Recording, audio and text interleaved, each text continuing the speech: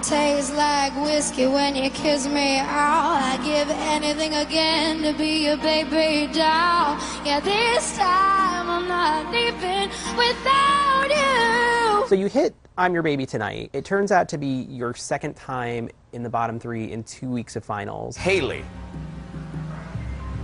you are in the bottom 3 this evening.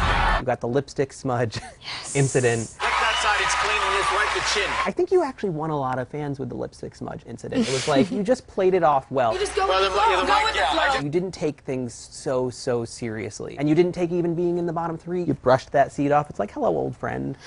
You know, I'm back here. But some people were like, she's not taking it seriously enough. She doesn't care enough about being... You have to make things lighthearted. Otherwise, I mean, then it's too serious. I'm not going to sit up there and cry, and they all knew that. I don't know, when things embarrassing happen to me, for some reason, my first initial reaction is just to laugh about it. It's my first red lipstick massacre. Otherwise, it could be pretty devastating, I guess, you know? At least I let my mouth go with the flow. I think the real turning point of the season, I don't know if you would agree, but I think you probably would. This week, I'm going to be singing Benny and the Jets from Elton John. Something happened that night, and I think it's amazing because on Idol, usually if you're in the bottom 3 early and you're not in it to win it, it's very hard to turn it around. For me, it was a little boring, actually, if I'm being honest. And I will admit, I was not on the Haley bandwagon prior to Benny and the Jets. I started thinking like, Blue, oh, that's kind of interesting. And, and then I was listening to You Really Got a Hold on Me on iTunes more than I thought I would. Oh, I wanna split now.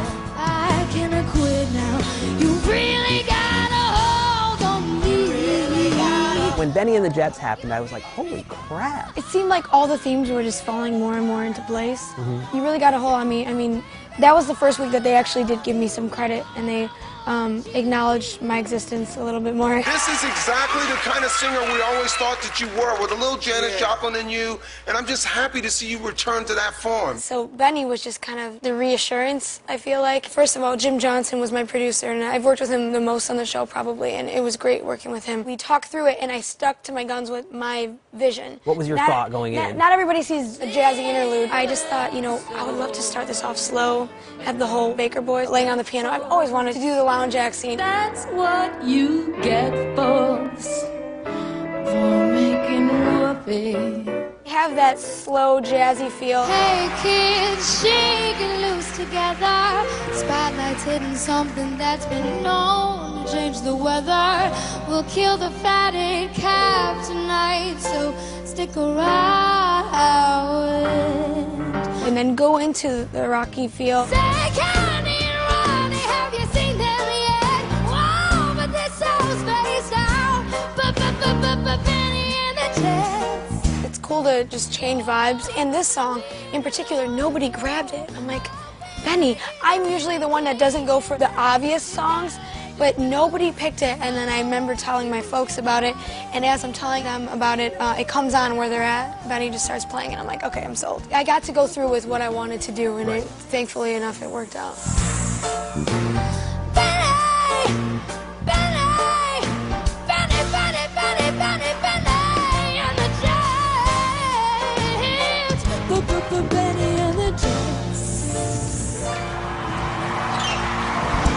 Top 8 week, you performed Call Me, and I read a little bit that this was not necessarily the song that you had in mind for yourself. What would you have liked to sing that week? Had you had something else picked out? It's funny, I went through a bunch of different ones. In the beginning, it was supposed to just be songs that were made for movies, and then slowly enough, people were creeping into songs in movies, so I was like, oh man, well, I didn't know that.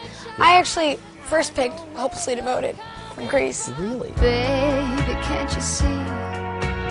There's nothing else for me to do.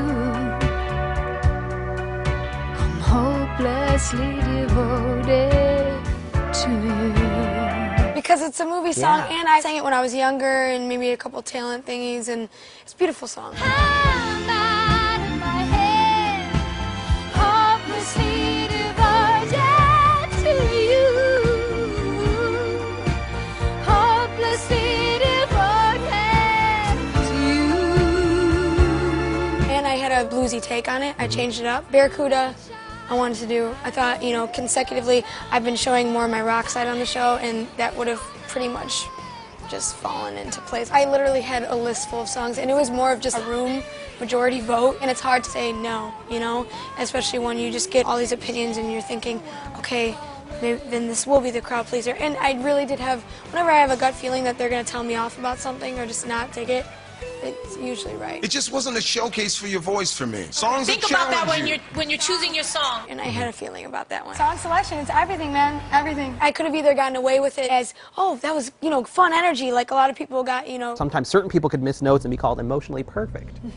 Well, that's an interesting critique, you know. Meanwhile, we'll get to those critiques in a minute. Uh-oh.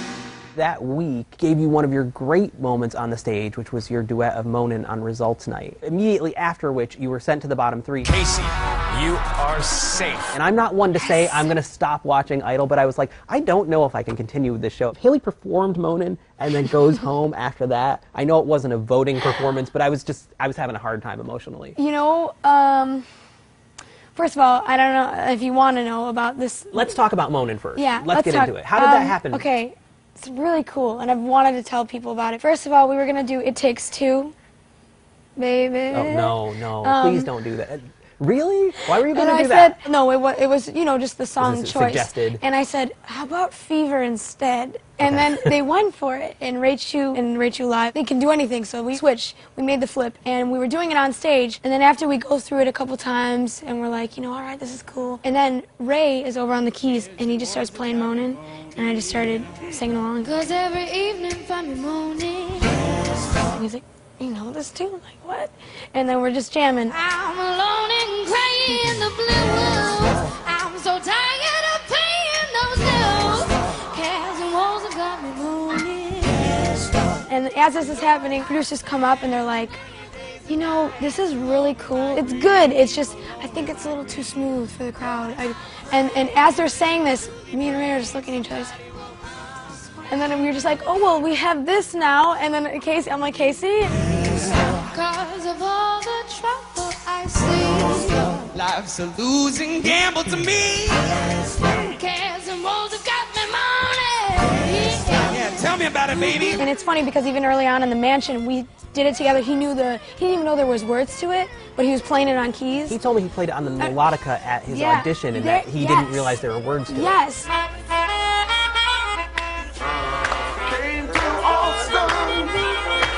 And then I was like, yes, there are, and we should do this one day. Oh, yeah? Totally left our mind, and then it just so happened. I don't like to ignore signs when they come up, and him just going into it all of a sudden, you know, Ray, we just latched onto it like that, and kind of for the first time just were like, we really need to do this, we should do this.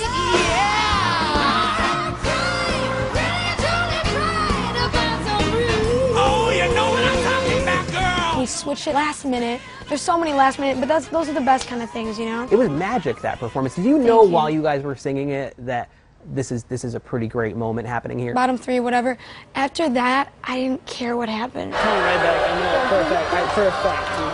I love you, bro. Because getting to do Moanin', some Art Blakey on American Idol, Right. I feel like we've accomplished something great. There's nothing greater than that. I literally felt so good after it, just knowing that we did that.